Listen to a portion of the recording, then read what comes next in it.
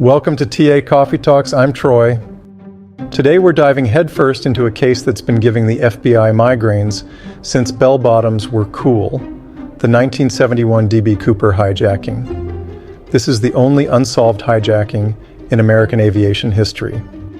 Picture this: a guy snags a ransom, parachutes out of a plane, and poof, vanishes like a ghost in a windstorm. This case isn't just a mystery, it's a roller coaster of drama that changed how we fly forever. In this episode, we're going to unpack every twist and turn, dissect the juiciest clues, and wrestle with the head scratchers that keep us up at night. Ready to jump into the unknown? Let's do this. It's November 24th, 1971, at Portland International Airport. The vibe? A soggy, chilly afternoon. Think 40 degrees Fahrenheit. Gray skies and drizzle that makes you want to stay in bed. It's the day before Thanksgiving, so the airport's buzzing with folks rushing to Grandma's house. At the gate for Northwest Airlines Flight 305, a middle-aged guy in a suit struts up. His ticket? Booked under the name Dan Cooper. This dude is the definition of meh, mid-40s, rocking a dark suit, white shirt, black tie, and shades. He's got a briefcase, a calm demeanor, and a voice smoother than a lounge singer. The ticket agent later said he was so unremarkable he could have been your accountant. But spoiler alert, this Dan Cooper is about to flip the script. In 1971, airport security was basically a high five and a have a nice flight. No metal detectors, no x-ray machines. Buy a ticket, hop on, done. Talk about a hijacker's paradise. Cooper boards Northwest Flight 305, a Boeing 727 headed to Seattle. A quick 30-minute hop. There's only 36 passengers and 6 crew members on board, so it's a chill flight. Cooper picks seat 18C, near the tail, orders a bourbon, and just waits. Flight 305 takes off at 2:50 p.m., smooth as butter. But about 15 minutes in, flight attendant Florence Schaffner gets a note from Mr. Cool in 18C. She figures it's another cheesy pickup line, chuckles, and tucks it in her pocket. Cooper leans in and whispers, "Miss, you'd better read that note. I've got a bomb." Florence freezes, unfolds the paper, and reads, "There's a bomb in my briefcase. Do what I say, or I'll blow this plane to kingdom come." She glances at Cooper, who casually opens his briefcase to reveal red cylinders wired together, looking like something straight out of a spy flick. Hijackings weren't exactly rare in the early 70s. Between 1968 and 1972, the U.S. averaged 30 a year, often with nut jobs demanding a one-way ticket to Cuba.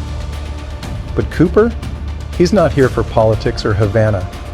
He's got his eyes on cold, hard cash. Cooper lays out his demands like he's ordering a pizza, $200,000 in cash. That's about $1.5 million in 2025 bucks. 4 parachutes and a fuel truck waiting in Seattle. And if you mess with him, boom. Florence relays the message to the cockpit, and the pilot radios the ground. Game on. The plane circles Seattle while the FBI and airline execs on the ground lose their minds. Northwest Big Boss decides to pay the ransom. Nobody's sure if the bomb's real, and they're not about to roll the dice. The FBI scrambles to gather Cooper's wish list, $200,000 in used $20 bills and 4 parachutes from a local flight school. At 5:39 p.m., the plane lands at Seattle-Tacoma Airport. Cooper's got specific instructions: park far from the terminal, cover the windows to block snipers, and let the passengers go. But the crew stays. The ransom and parachutes are delivered to the plane. Cooper's no rookie. He checks the cash to make sure it's all there and inspects the parachutes like he's buying a used car. Then he drops his next bombshell, fly to Mexico with a refuel stop in Phoenix, keep the altitude under 10,000 feet, speed below 200 knots, landing gear down, and wing flaps at 15 degrees. This guy's got a plan, and it's specific. Why the low altitude and slow speed? The Boeing 727's design makes it possible to open the rear air stair door mid-flight at those settings, and 10,000 feet means no oxygen mask needed. Cooper knows his planes, and that's raising eyebrows. At 7:40 p.m., the plane takes off again, now with just Cooper and 4 crew members: the pilot, co-pilot, flight engineer, and 1 flight attendant. Cooper tells everyone to stay in the cockpit and shut the door. He's got the cabin to himself, ready to pull off the heist of the century. Around 8 p.m., the crew notices a pressure change on the instruments. The rear air stair door has been opened. A few minutes later, there's a slight jolt, like someone just yeeted themselves out of the plane. The crew's too spooked to check, so they keep flying. When the plane lands in Reno, Nevada, the FBI storms aboard, but Cooper's gone. All that's left: his black tie clip, a few cigarette butts. The Boeing 727's rear air stair was a quirky feature, originally for military drops. It let Cooper bail mid-flight, but after this stunt, airlines slapped locks on those doors faster than you can say security breach. The FBI launches a massive manhunt, codenamed NORJAC, which stands for Northwest Hijacking. They zero in on where Cooper likely jumped, a rugged forested area straddling Washington and Oregon. Think dense trees, rivers, and mountains, a needle in a haystack nightmare. Helicopters, soldiers, even local hunters scour the place, nada. Investigators build a profile: male, mid-40s, 6 feet tall, 180 pounds, brown hair, standard American accent. They track the ransom money's serial numbers, but those bills never pop up. Then, in 1980, an 8-year-old kid named Brian Ingram finds $5,800 of the ransom cash on a Columbia River beach, serial numbers matching Cooper's loot. It's the only recovered money, and it just deepens the mystery. D.B. Cooper is actually a media screw-up. A reporter misheard Dan Cooper as D.B., and the name stuck. The real Dan Cooper? Still a ghost. The FBI burned through over 800 suspects. And let me tell you, some of these guys sound like they walked off a Hollywood set. Take Richard McCoy, a Vietnam vet with a knack for skyjacking. In 1972, he pulled a heist so similar to Cooper's it was practically a love letter to the original. Same vibes, same playbook. But DNA threw cold water on that theory, and McCoy was crossed off the list. Then there's Dwayne Weber, whose wife dropped a bombshell in 1995, claiming he confessed on his deathbed, whispering, "I'm D.B. Cooper." Juicy, right? Too bad the evidence was thinner than a paper towel. And don't sleep on Kenneth Christensen, a former paratrooper who knew Boeing 727s like the back of his hand. His brother came forward with some eyebrow-raising clues, but the FBI just shrugged and said, "Nah, not our guy." As for what happened to Cooper, the theories are wilder than a storm in the Pacific Northwest. Some experts swear he's a goner, arguing no one could survive that jump. Picture it: November in Washington, temperatures flirting with freezing, winds that'll knock you sideways, and a forest so gnarly it'd chew up Bear Grylls. Survival odds? About as good as winning the lottery while getting struck by lightning.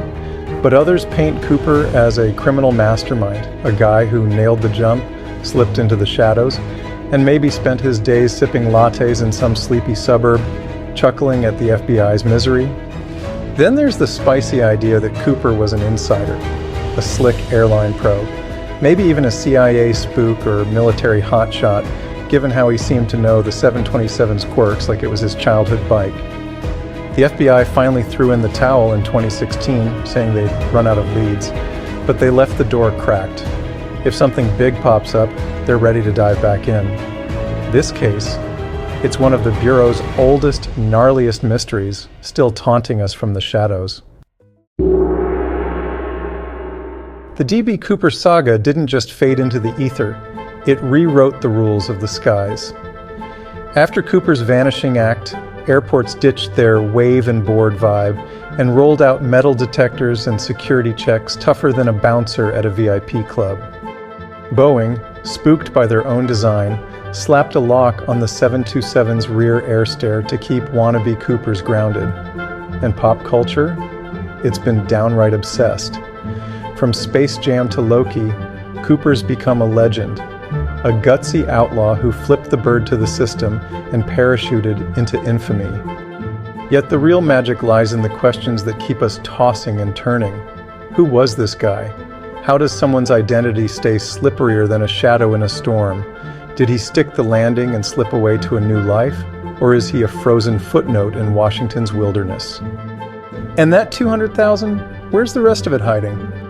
In 2013, an amateur detective stirred the pot, spotting rare metal particles on Cooper's tie, the kind you'd find in aerospace factories.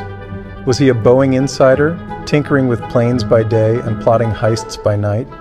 The clue fizzled out, but it's a tantalizing whisper from a case that refuses to quit. And that's a wrap, folks. The D.B. Cooper case is like a puzzle with half the pieces missing, equal parts mesmerizing and maddening. From 1971 to 2025, countless detectives, reporters, and armchair sleuths have tried cracking it, but the truth's still out there, hiding in the fog. So what's your take? Is Cooper a criminal genius living the high life, or did he crash and burn in the wilderness? Got a wild theory? Drop it in the comments. If you dug this episode, smash that like button, share it with your crew, or subscribe for more.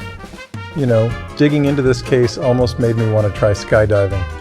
But nah, I'll stick to solid ground. Thanks for tuning in. I'm Troy, and we'll see you soon.